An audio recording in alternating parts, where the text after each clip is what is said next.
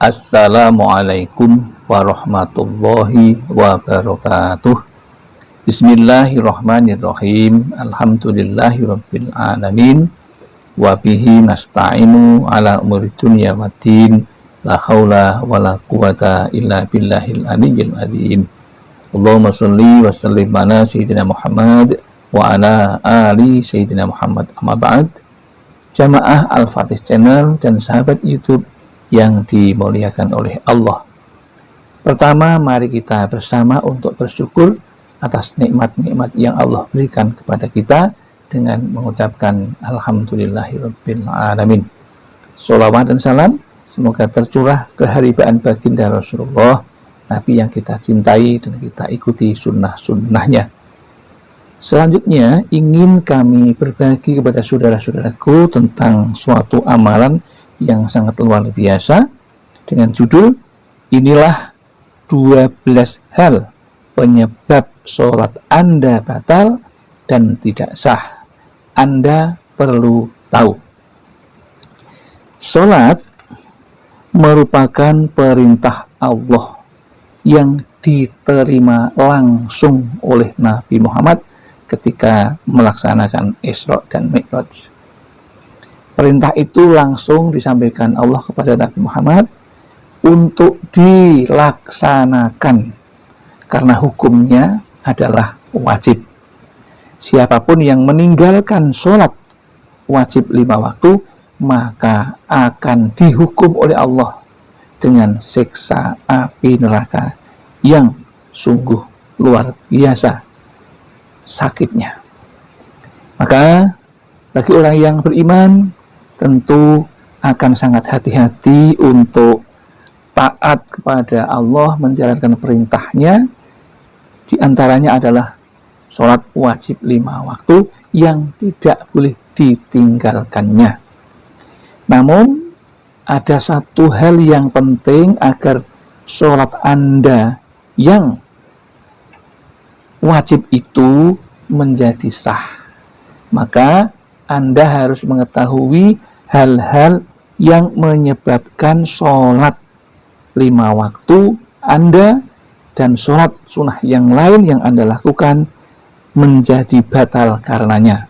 Karena ternyata ada 12 hal yang bisa menyebabkan batalnya sholat Anda dan tidak diterimanya sholat Anda.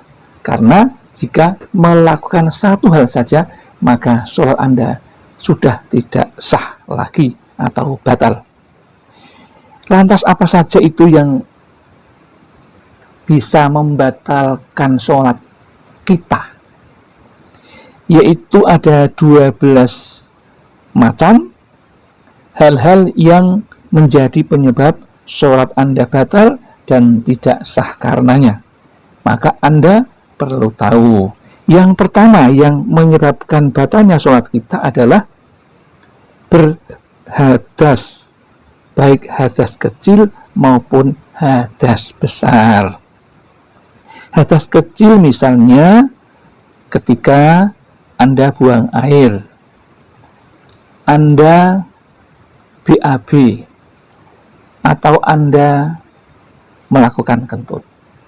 3 hal itu ketika Anda sedang sholat, kemudian tiba-tiba Anda kentut misalnya, maka sholat Anda sudah batal atau tidak diterima karena tidak memenuhi syarat. Ya.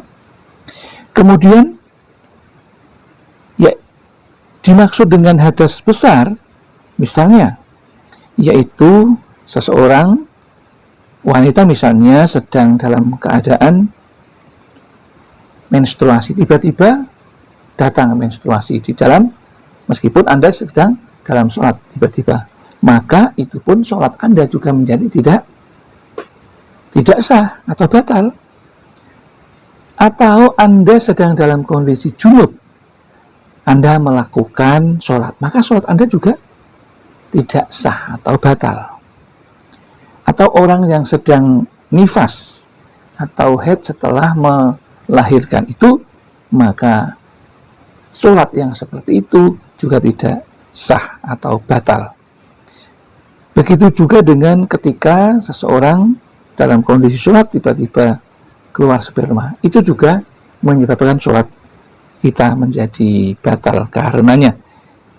Yang kedua yang menyebabkan batalnya sholat kita adalah secara tiba-tiba terkena najis yang tidak diampuni.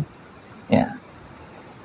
Contohnya saja misalnya ada anjing tiba-tiba masuk di tempat kita sholat, ya, atau ada babi tiba-tiba datang, atau juga karena najis, misalnya tiba-tiba di situ ada ayam masuk kemudian Anda terkena tai ayam misalnya, itu juga menjadi batal sholatnya.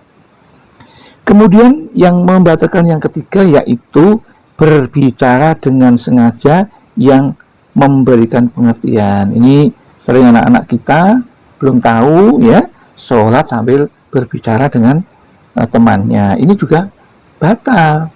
Apalagi kalau orang tua, ya. Kalau anak-anak kan belum tahu dan belum wajib untuk melaksanakan sholat 5 waktu, ya, kecuali sudah balik, ya. Kemudian yang keempat yang membatalkan sholat yaitu terbukanya aurat kita secara sengaja. Misalnya kita garuk-garuk, ya, garuk-garuk, kemudian sampai kalau laki-laki kelihatan apa ini dengkulnya, nah itu sudah batal, ya. Atau tiba-tiba pakaian kita, misalnya sarung, tiba-tiba sobek, ya, di tengah-tengah sholat sobek karena sudah rapuh, maka sholat kita juga menjadi batal, harus diulang lagi. Kemudian yang kelima yaitu berubahnya niat, seperti tiba-tiba niat keluar dari sholat, ya. Nah ini juga menyebabkan sholatnya menjadi batal.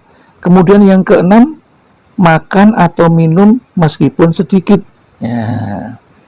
Misalnya aja kita ada sela-sela makanan di sela-sela gigi, kemudian kita telan, maka itu pun juga membatalkan sholat kita, ya. Kemudian yang ketujuh, berbuat sesuatu atau bergerak yang banyak secara berturut-turut, seperti melangkah 3 kali dengan sengaja atau tidak, itu juga akan membatalkan sholat kita. Kemudian yang ke-8 yang membatalkan sholat adalah membelakangi kiblat. Ini penting, ya, meskipun tidak membelakangi kiblat, kalau kita misalnya menoleh sambil dadanya ikut menoleh aja, itu, ya, ketika salam itu ikut menjadi batal juga, ya.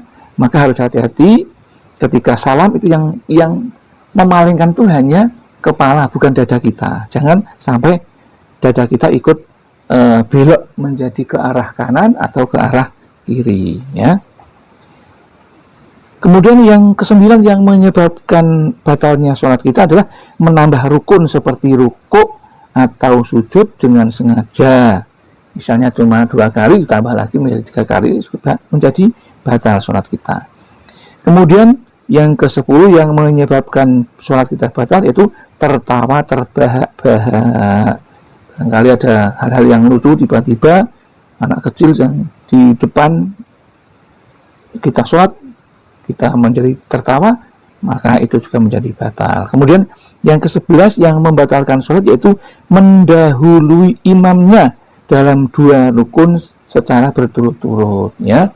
Misalnya imam Anda makmum sedang niat, Anda sudah niat lebih dulu, kemudian imam sedang takbir, Anda sudah membaca Al-Fatihah misalnya, itu juga menjadikan batal, ya. Nih, kemudian yang ke-12 yang terakhir yang menyebabkan sholat kita batal adalah yaitu murtad atau putus Islamnya yang disebabkan oleh ucapan atau perbuatan yang menjadikan kita menjadi murtad, ya.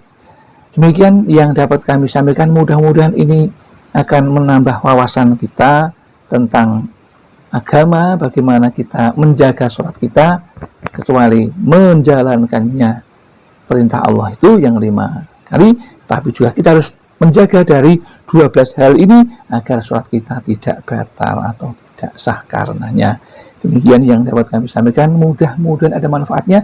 Barangkali ada kesalahan atau kekhilafan, kami mohon maaf yang setulus-tulusnya. Akhirul kalam, billahi taufiq wal hidayah wal inayah wal barakatuh. Assalamualaikum warahmatullahi wabarakatuh.